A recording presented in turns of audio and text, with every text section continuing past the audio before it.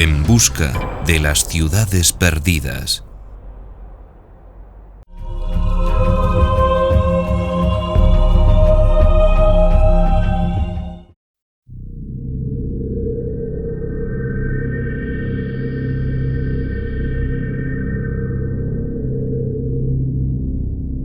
Hace más de 2000 años, cuando en Europa estábamos prácticamente saliendo del primitivismo y vestíamos con pieles de animales, aquí, en la costa este del Perú, junto al Océano Pacífico, florecieron unas culturas que hoy en día nos asombran en el cómo y por qué de sus grandes civilizaciones.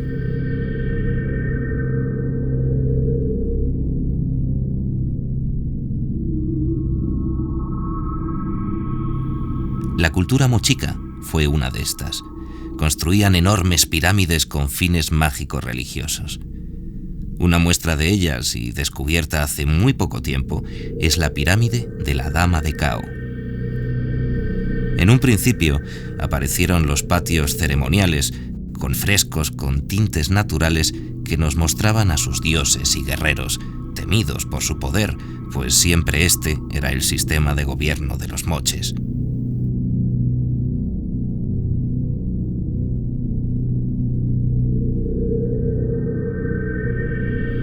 La cultura moche fue muy avanzada, quizás demasiado para su tiempo, lo que nos hace dudar si algo o alguien les ayudó a llegar a estos niveles.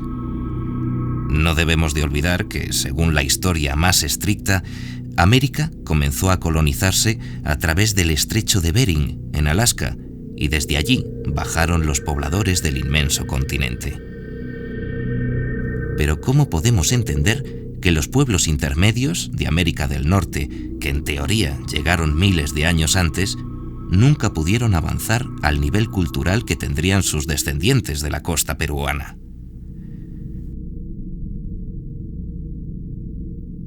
Misterios y enigmas que, en lugar de aclararse con los nuevos descubrimientos que llegan día a día hasta nuestros ojos, lo único que consiguen es aumentar más lo incomprensible.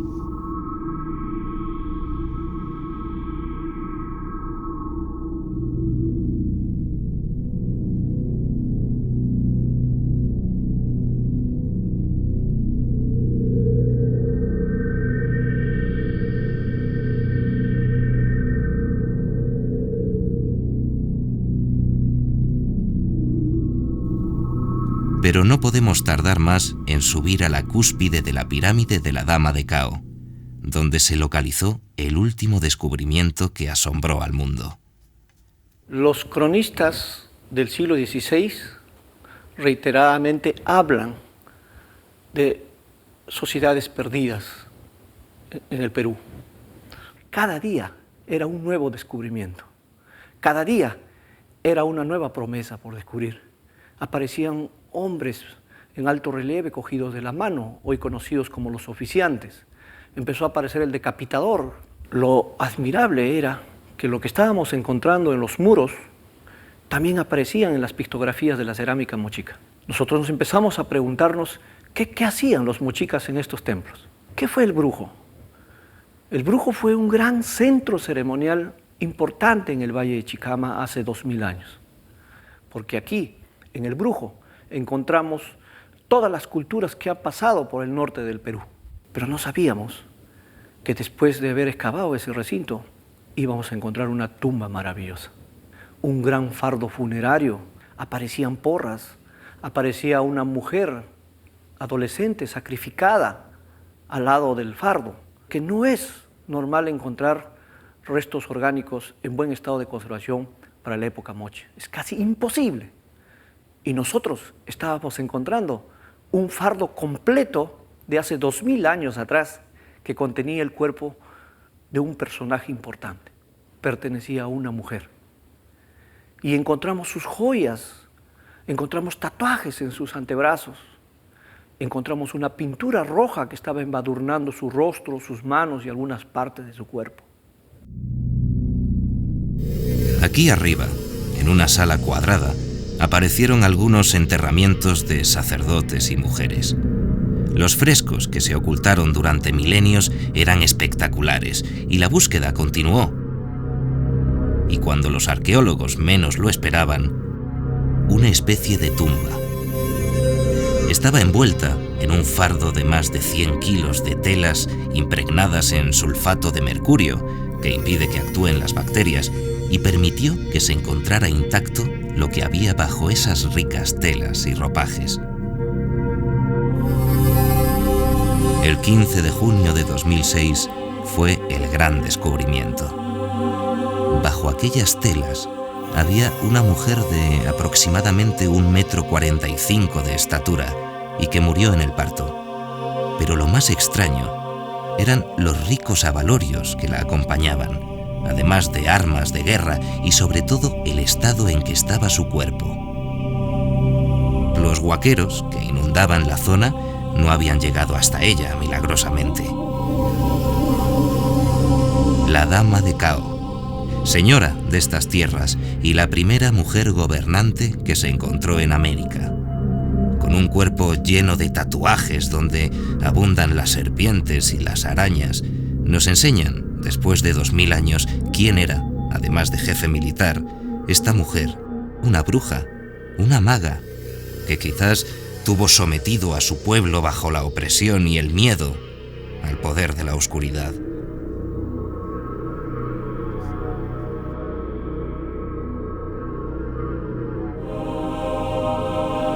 Los saqueadores de huacas o templos sagrados hicieron su gran negocio en estas pirámides.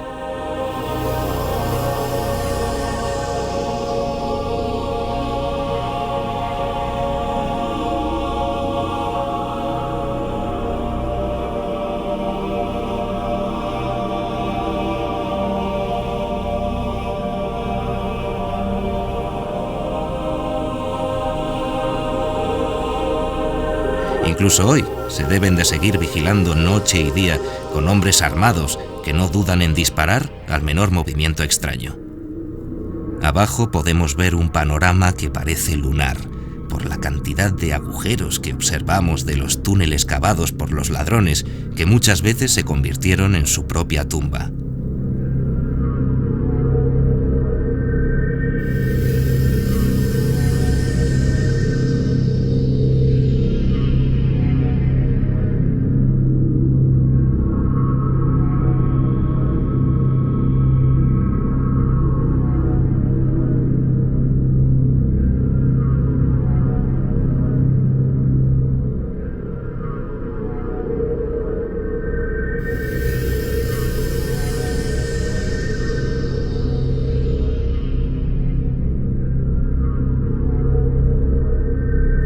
Pero grandes crímenes contra la cultura se cometieron en estas tierras. No tenemos más que mirar la pirámide del Brujo, cortada literalmente por la mitad. Un corte que parece hecho por una excavadora, pero que lo efectuaron los ladrones de tumbas para llegar directamente a la cámara funeraria en el centro del interior de la pirámide. El interior de lo que queda de la pirámide es fascinante. Trepamos desde la cámara central en un camino que nos costó caro, no por el esfuerzo, sino por las bacterias y microbios que viven entre estos adobes y que llevaban 2000 años ocultos, pero que al salir a la luz nuevamente cobran vida, provocándonos unos trastornos intestinales que tardaron más de una semana en desaparecer. Esta sí podemos considerar que es la maldición de las tumbas de la antigüedad. Llegamos a Chiclayo, donde se construyó el Museo de Sipán. El señor de Sipán, aquel gran señor que fue encontrado rodeado de cerámicas y joyas en el año 1987.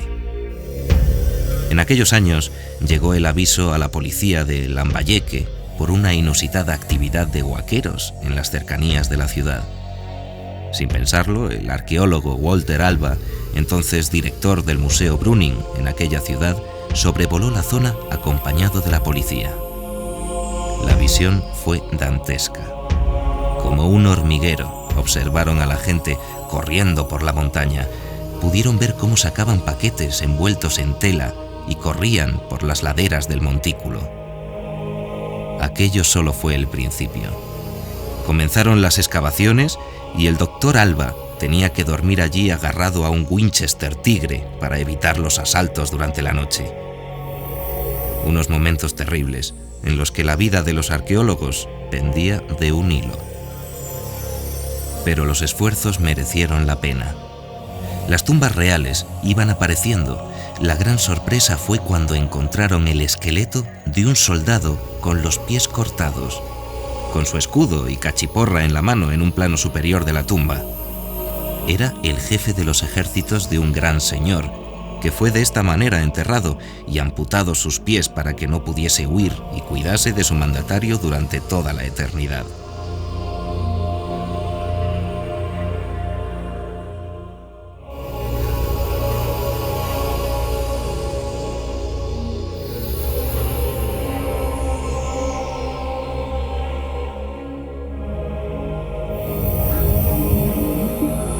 Los restos del señor de Sipán nos miran.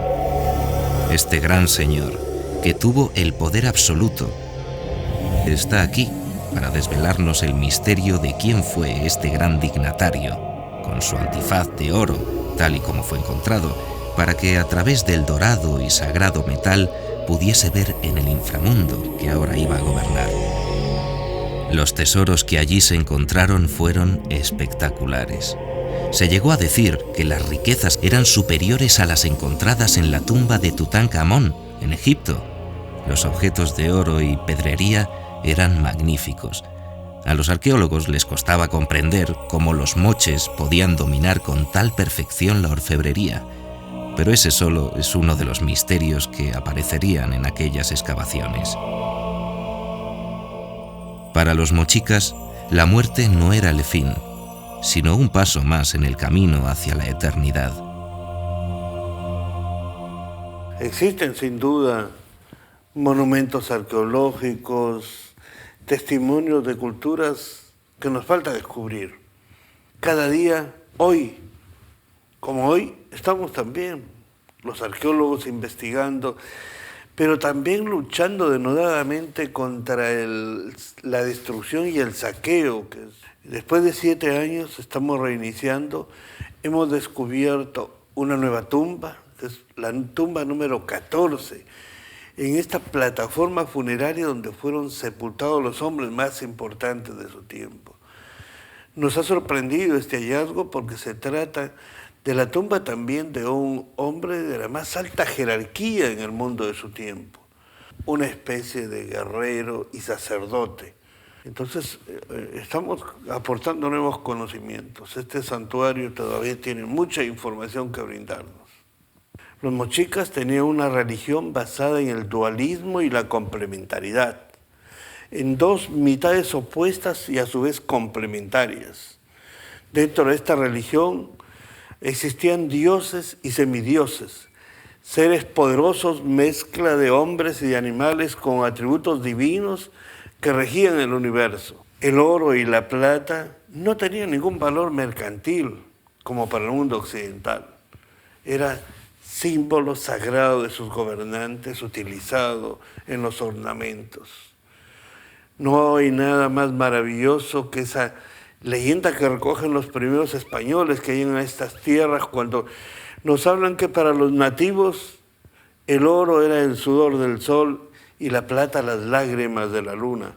Pasamos casi cerca de un año, paso a paso, como tiene que ser la ciencia, dominando la emoción natural de encontrarse inmerso en un descubrimiento para seguir las pautas metodológicas de la arqueología. Pero también somos humanos, obviamente, y si tengo que hablar de un momento emocionante, quizás el más impactante de todos fue cuando al inicio de la excavación, entre las concreciones de tierra, cuando todavía no nos imaginábamos la magnitud de la información que guardaba esta tumba, uno de mis asistentes me dice que me pide mirar lo que estaba saliendo entre los sedimentos de tierra después de haber definido el sarcófago del Señor. Y al levantar un rostro de tierra, encontré con sorpresa que no solamente yo me miraba a la tierra, alguien me miraba desde el fondo de los siglos, y era el rostro en miniatura de lo que parece ser la efigie misma del Señor de Sipán. Siempre digo, fue como un encuentro mutuo un instante eterno que jamás olvidaré. Casualmente una cultura con unas ideas, construcciones y religión muy parecida a las egipcias. ¿Hubo alguna relación entre dos pueblos que vivían en el mismo periodo de tiempo, apartados cada uno en una punta de la tierra conocida? Un enigma que llega hasta nuestros días. ¿Cómo pudieron vivir en una sociedad tan avanzada, igual que la que florecía a orillas del Nilo, y de repente la oclusión y desaparición de todo tipo de avances? Incluso estos pueblos llegó un momento que involucionaron. En el yacimiento de Sipán se sigue trabajando y podemos ver las recreaciones de cómo se encontraron los cuerpos. Un jefe militar con su esposa y porras de combate, custodiado por un soldado que vigila la vida eterna. La tumba del sacerdote, junto a su esposa y vasijas donde estaba todo lo necesario para poder continuar su camino al más allá. La tumba del señor de Sipán, tal y como la encontraron, junto a una mujer, dos criadas y un niño, que siempre aparece en los enterramientos importantes de los moches. Nunca olvidemos que el señor de Sipán no era un rey. Simplemente era el señor de un valle que se calcula tenía unos 200.000 habitantes. Entonces valoraremos las riquezas y conocimientos que podían tener en cada valle del territorio de los moches gobernado por un señor similar. Un conjunto de pirámides donde se están obteniendo nuevos hallazgos a diario. Pero el más impresionante ha sido el nuevo personaje descubierto. El mago religioso al que todos temían está ante nuestros ojos. Después de no mirar a nadie ni a nada durante 2000 años, aquí le tenemos. Las excavaciones arqueológicas en Huaccarrajá, Sipán, se reiniciaron en mayo de este año, 2007. El objetivo del proyecto de estas investigaciones es el estudio de la arquitectura de este monumento arqueológico. Y en el marco del desarrollo de estas investigaciones se encontró un contexto funerario. De un personaje muy importante. Es una cámara que tiene 3,50 metros por 4, que estuvo cubierta de relleno totalmente, y en el fondo las vigas de algarrobo y posteriormente un ataúd de madera, de algarrobo también, que es el tercer ataúd que se encuentra aquí en Huaccarrajá, Sipán. El primero es del señor de Sipán, el segundo es del sacerdote, y el tercero es de este personaje, el cual tiene una corona en forma de V y que es el que lo identifica en la iconografía mochica. Asociado con esta corona se encuentran dos copas, porras, nariquera de oro en la mano derecha y una de plata en la mano izquierda, que es el dualismo también que existe en el mundo andino.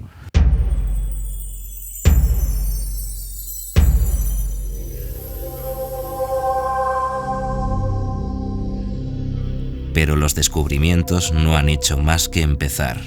En Collud, un pequeño pueblo cerca de Lambayeque, había como una montaña de adobe de donde los lugareños sacaban el barro para construir sus casas.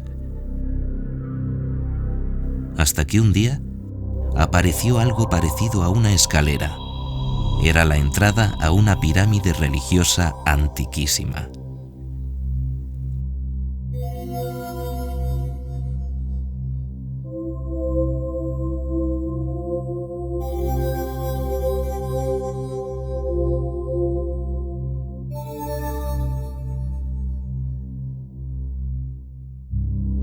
Trepamos esta pirámide para ver lo que se está localizando a diario. El cuarto o habitáculo de los sacerdotes, donde hay pinturas en color de unos tiempos remotos, incluso precerámicos. Pero lo más impresionante es la visión desde la cúspide de la pirámide. Se ve un patio ceremonial y en una de sus esquinas un mural en un centro religioso, que gracias a los restos de una hoguera donde quemaban sus inciensos los sacerdotes, se ha podido realizar la prueba del carbono 14. La sorpresa no tardó, unos 5.000 años de antigüedad. Y si pensamos que esta es solo la parte superior de una pirámide que se construyó sobre otra más antigua que se está excavando ahora, La conclusión es que hace más de 8.000 años existían culturas muy avanzadas en América, una vuelta de tuerca a la historia que nunca dejará de sorprendernos. Hemos comenzado las investigaciones en el Valle Bajo de Lambayeque, uno de los valles más grandes de la costa del Perú, si no el más grande de todos. Hasta este momento, hasta cuando comenzaron las investigaciones en agosto del este año, del 2007, no se conocía el desarrollo de las culturas formativas en esta región. Se tenían evidencias muy escasas de lo que había sido la primera gran civilización en este gran valle de la costa. Gracias a estas investigaciones, desde agosto, nos hemos dado cuenta pues, que existieron los grandes templos del formativo en esta región. Hemos podido descubrir los templos mayores de esta gran civilización que abarcó casi todo el territorio actual del Perú. Que con un tremendo trabajo manual, no hay otra manera de buscar los tesoros de la historia, se van descubriendo ante nuestros ojos.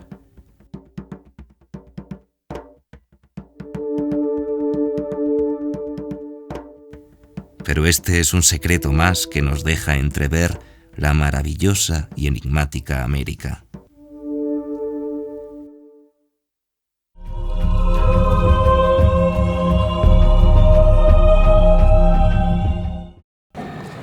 Iquitos fue, a finales del siglo XVIII, una de las ciudades más importantes y ricas del mundo.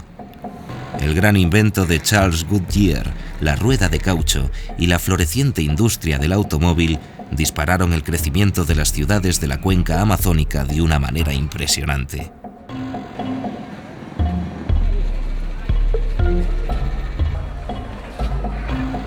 Iquitos, en el Perú, y Manaos, en Brasil, fueron las urbes más importantes que emergían de la selva, intentando dominarla.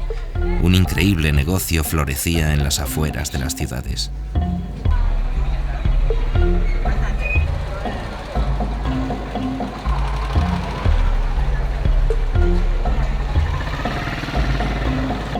Caminar por sus calles y mercados nos evoca a un pasado extremadamente cercano, mercados que no veremos en ninguna otra parte de América.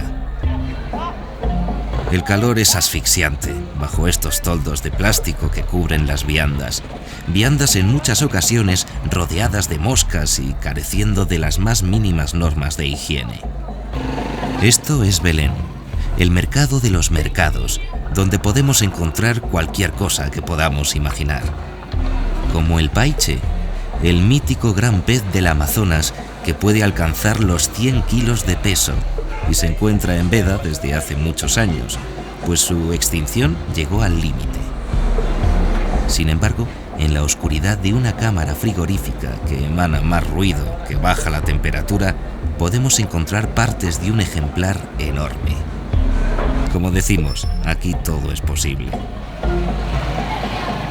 Continuamos nuestro camino entre un tremendo lío de mototaxis, ruido y calor sofocante en este mercado donde los tesoros que nos da la Amazonia pueden conseguirse por unos pocos soles, algo que tiende a desaparecer, pero que hoy en día funciona igual que en aquel siglo XIX del caucho. Un lugar único y diferente en el mundo. Monos aulladores. Un manjar para los indígenas y los no tan indígenas que disfrutan con esta delicatessen selvática. Pero Belén aún puede depararnos muchas sorpresas, como el pasaje Paquito, donde se venden todos los remedios de medicina natural basados en los conocimientos ancestrales de la gente que vive en la selva. Esta es la calle del pasaje Paquito, una de las principales calles que tiene la ciudad de Iquitos, muy conocida por los turistas y por aquellas personas que vienen de otros lugares, sean nacionales o extranjeros. Este es un pasaje donde se vende todo lo que es la medicina alternativa, la medicina natural. Aquí podemos encontrar lo necesario para curar cualquier enfermedad, sobre todo si creemos en el poder de esta medicina, que fue la única que conoció el hombre hasta hace relativamente poco tiempo.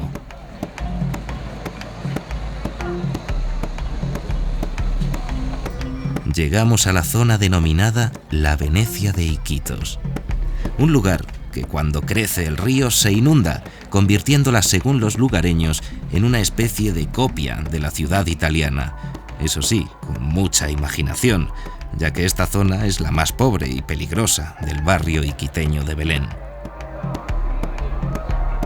Iniciamos una travesía por el río Italia, un brazo del Amazonas que es el que baña las riberas del barrio de Belén. Aquí la vida es plena. Podemos ver gente que vive en casas flotantes, para que cuando suba el caudal del Amazonas en época de lluvias no tengan que abandonar sus viviendas, ya que éstas subirán con el río. Toda la vida se realiza en las orillas.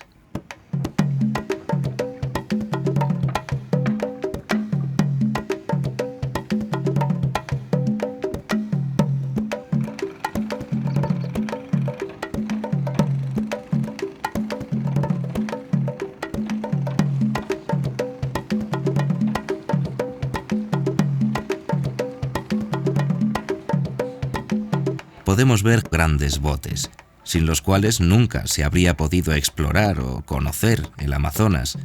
Estos son los transportadores de víveres por todo el río.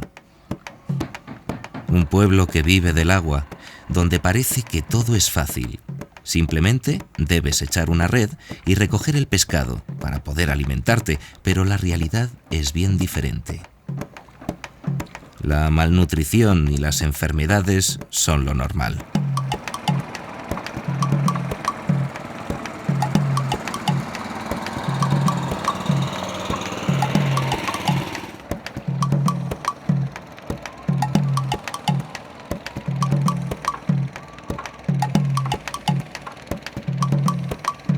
La gente se baña en los mismos lugares donde defecan o llenan sus barreños con agua para cocinar. Una vida que muchas veces podemos pensar miserable, pero en la que ellos son felices. Y no hay más que ver a los niños jugando en este insalubre lugar, pero sin perder nunca la sonrisa.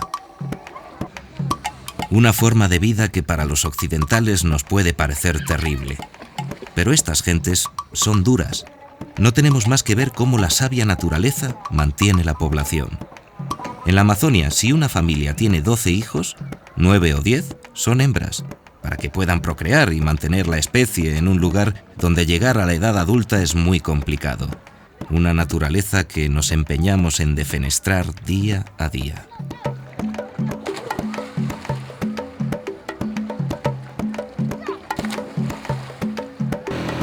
Finalmente salimos del barrio de Belén en una mototaxi, ya que por menos de €1/4 te pueden llevar de una punta a otra de la ciudad, y esto se agradece con el clima que sufrimos.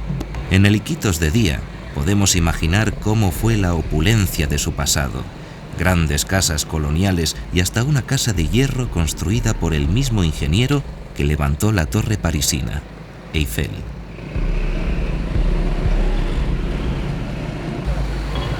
Cuando cae la noche, el bullicio continúa.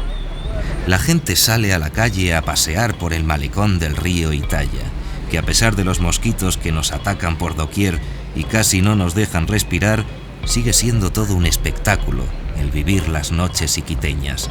Pues aquí, aparte de surtir de necesidades primarias a los pueblos cercanos, también es la proveedora número 1 de diversión en la Amazonia. Pero para nosotros esta noche debe terminar pronto, ya que mañana comienza la expedición al territorio sagrado de los Siguanas.